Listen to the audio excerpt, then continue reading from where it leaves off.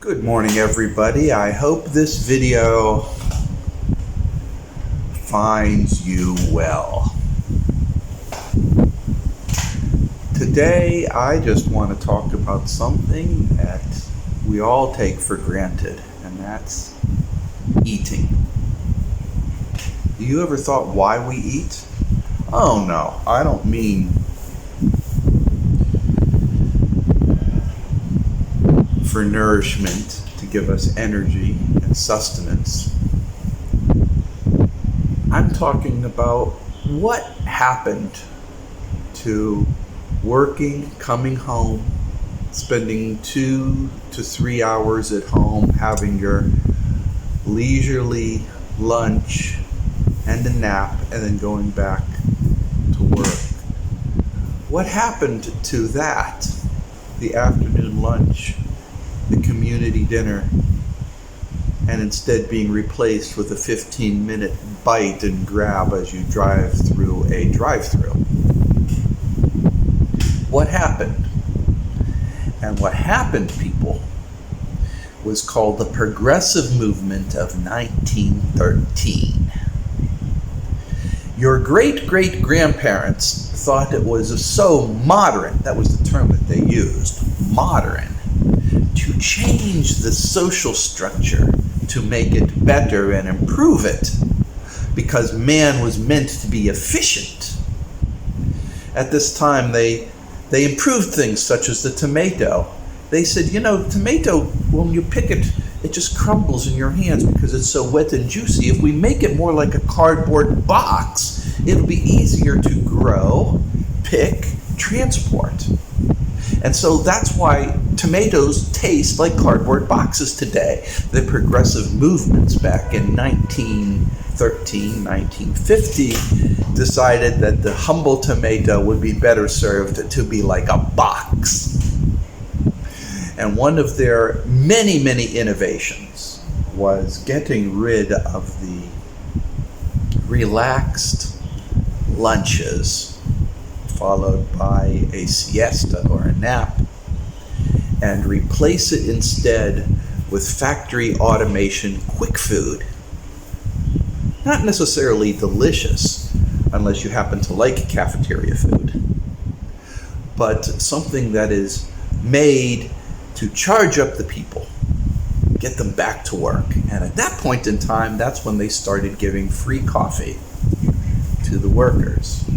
So you have a fast meal and coffee free throughout the day, so you're all wired up. Those are the progressive innovations of the 1913. That's 100 years ago, and we're still living with the fallout. Lord help us. And during this period of time, our great-great-grandparents, our great-great-grandparents, our grandparents, our parents, and us are still living in this nightmare world that they have constructed for us.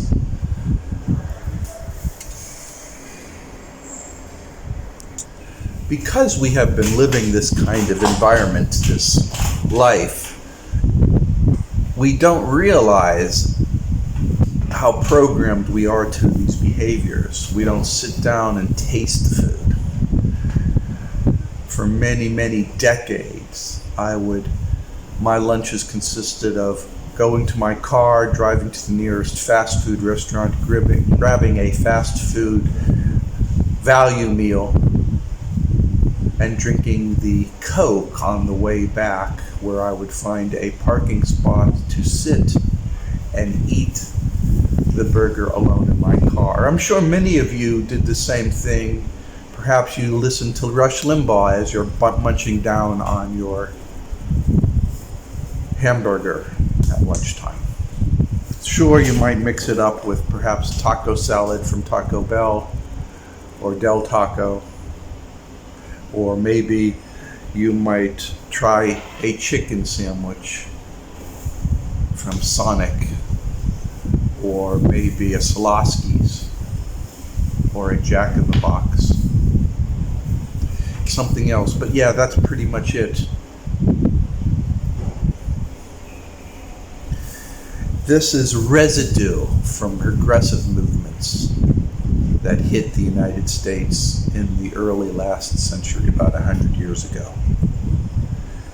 And as a result,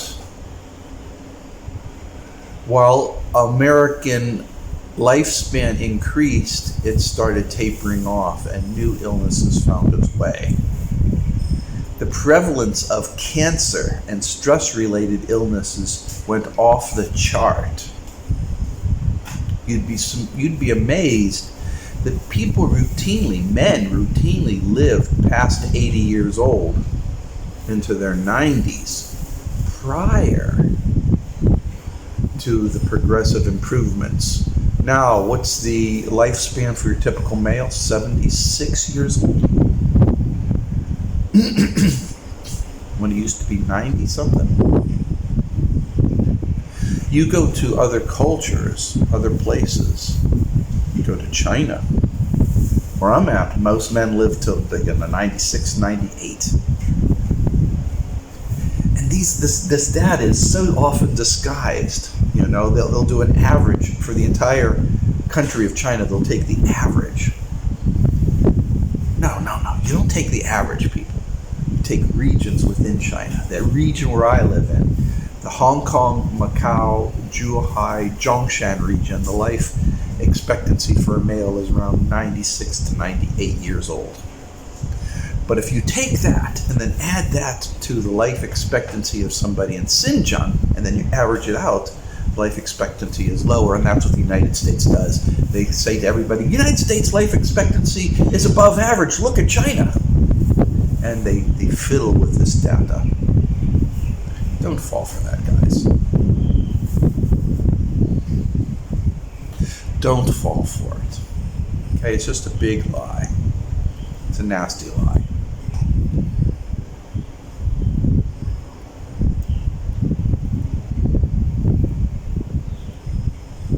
It's a manipulative lie. So don't fall for it. Your long-term lifespan and your longevity is a function of your lifestyle. It's a function of what you eat, who you associate with, and whether or not you're getting enough recreation and physical enjoyment out of life. If you are a goal-oriented person and always working towards a goal, you're missing out in life. That is not a good thing, and I don't advise it. Set long-term goals, but then live life as you go forth to achieve those goals. That's my best advice that I can give to anybody, and that's my advice I'm giving to you here. And one of the most important aspects is food. If you're not eating home-cooked, delicious foods, then you are missing out. You're lowering your life expectancy. I'm arguing that if you want to live 10 years longer, a decade longer, then you need to severely cut out fast food and replace it with home-cooked, delicious meals made either by your spouse or you and your spouse together. You must start eating home-cooked meals. Pot roasts, mashed potatoes, a salad, warmed up bread from a bakery, butter on the table. Not margarine. Don't fall for that. The reason why margarine was made was because it was cheaper to make, but had higher profit margins. That's why it was so promoted. Butter is better for you. So go for butter. It tastes better. It's better for you. You can't spend the extra $1. Give me a break. Good salted butter never hurt anybody. When you're eating a meal, have a glass of wine or an alcoholic beverage. Loosen up and talk. Social interaction. Don't just sit there playing with your cell phone. Talk. That's why you have wine. That's why you have beer. You don't have to get sloshed. You just want to have social dialogue when you're eating. Calm and happy social dialogue. We have to undo the programming that our great-great-great-great-grandparents threw for us, and we have been forced to live through. Go out with friends, buy them a meal. What's it going to cost you, huh?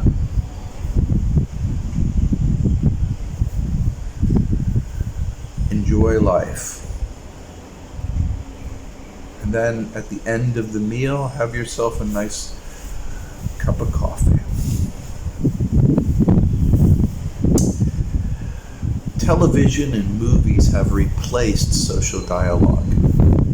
It began in the 60s with the TV trays. You come home, you get a TV dinner, you pop it in the oven, and you sit there in front of the TV and you watch the Ed Sullivan Show while you ate there. Bullshit. And now that's replaced with sitting at a table staring at your cell phone. Bullshit. What you need to do right now, what everybody needs to do right now, is have more social interaction, and that means good, delicious food. And in my writings, I got ton of those. I have suggestions. Baked Ziti, for instance. Baked chicken. Buttered corn on the cob. You know what they do in China? You know what they do in China? They steam corn, but instead of having a long ear, they cut it up into 4 quarters. So the pieces are about this long. Then you stick a quoits on it, or you stick a chopstick on it, so it's on a pole. And then they have different sauces, like peanut sauce, where instead of, peanut butter, you add a little bit more oil, so it's like a sauce.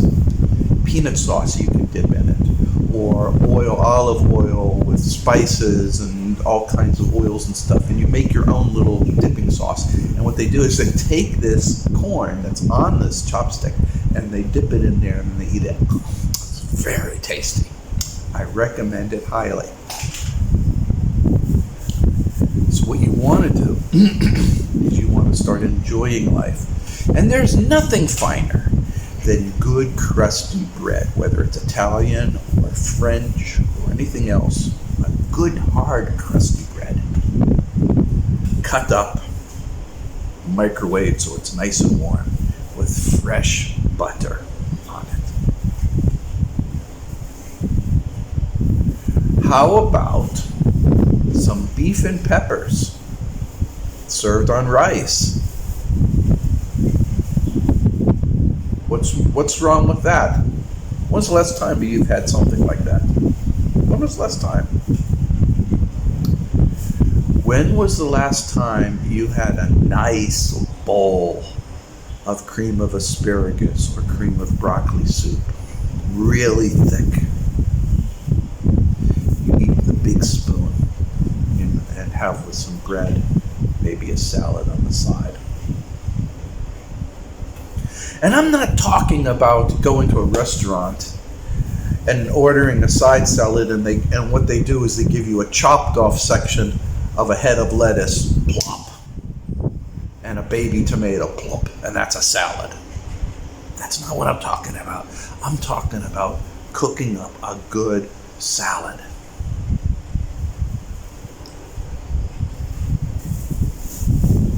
You need to enjoy life. Savor it. Taste it. It's so very important. Do you want to know why most Americans are obese?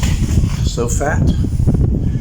It's because breakfasts, almost all Americans have a sugary breakfast. Whether it's a cereal, which is sugar laden with milk, or a hot meal loaded with sugars, donuts or pastries, all with coffee with sugar. Lots and lots of sugar for most American meals. Don't get me wrong, I like my coffee with sugar and cream, but You have to look at what you're eating and think about, hey, don't you think it's a little strange? Don't you think, why not just have eggs and toast? Why is everything so sugary? We have to look at what we're doing and why we're eating and what we're doing with the time. I'll tell you what it used to be like when I was working in corporate America. I'd hurry up and pour myself a quick bowl of cereal in the morning. Other than that, if I'm running late, I just hop in the car. I always would get a couple of donuts and a cup of coffee at Dunkin' Donuts, or I would get a McDonald's English muffin sandwich thingy with a cup of coffee. And I'd eat that on my way to work. I'd go to work, and I'd work, and then I'd go to fast food and get some kind of fast food. And then at home, well, often my wife, who was mentally ill at the time, was not cooking anything. So I'd come home and I'd take care of her emergencies and problems. And then we'd probably order out or go out to get something to eat because the house would be a wreck because of some kind of issue. I'm not saying everybody lives this life, but elements of it I think are common to all Americans. It's not a way of living life. Savor food. Let me tell you something. The people in Malaysia and Singapore, they know how to eat. I tell you what, it's good food there. Some sauce, delicious. And steamed fish, lordy, steamed fish. Enjoy life. Eat well. That's my theme for today. And I hope that this little video inspires you to enjoy life and to eat well, at least for today.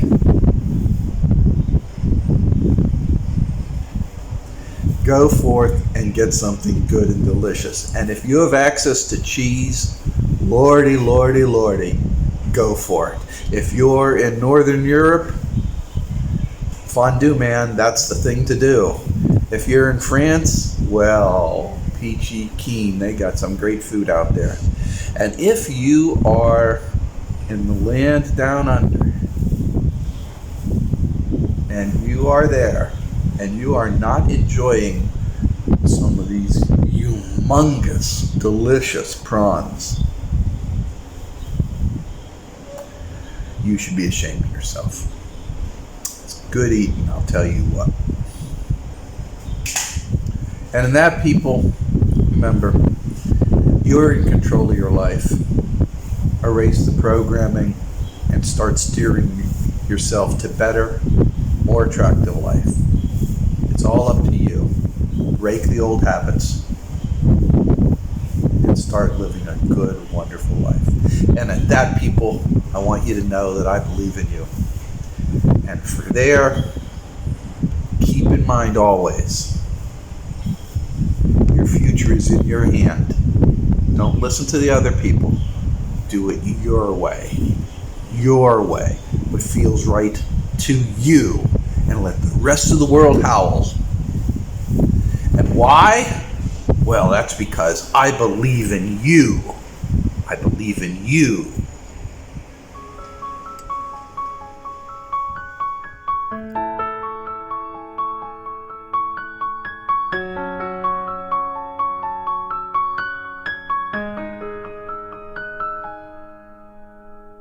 迷雾偷走了颜色，想扮演格外深刻，寥寥几个人懂得。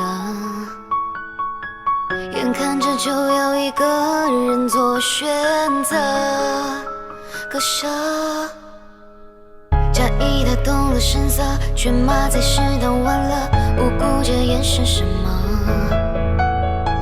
玩命强撑着伪善的资格，名额。他情绪渐渐失控，他借口肆意放风，非钦差穿戳破这一秒的救救。窟窿，我自己手的像一只飞蛾扑火山，侵蚀交火伴着我，清醒时刻平息着撕裂的躯壳，悬着聚散在拉扯，散一个成全自我谎话是坎坷，嘲笑我眼神焦灼，赞颂你熟悉的罪恶。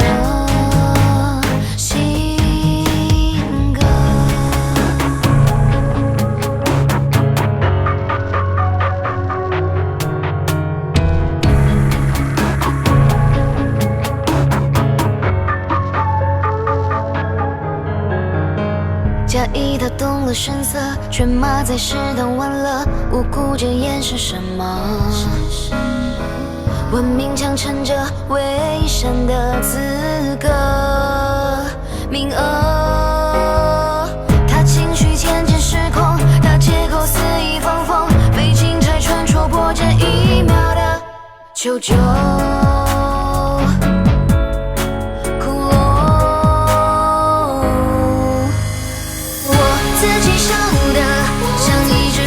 不火山，侵蚀交火伴着我，清醒时刻平息着撕裂的躯壳，悬着聚散在拉扯，散一个成全自我谎话是坎坷，嘲笑我眼神焦灼，赞颂你熟悉的罪恶，心跟我自己笑得像一只飞蛾扑火山，侵蚀交火伴着我，清醒时刻平息着撕裂的躯壳，悬着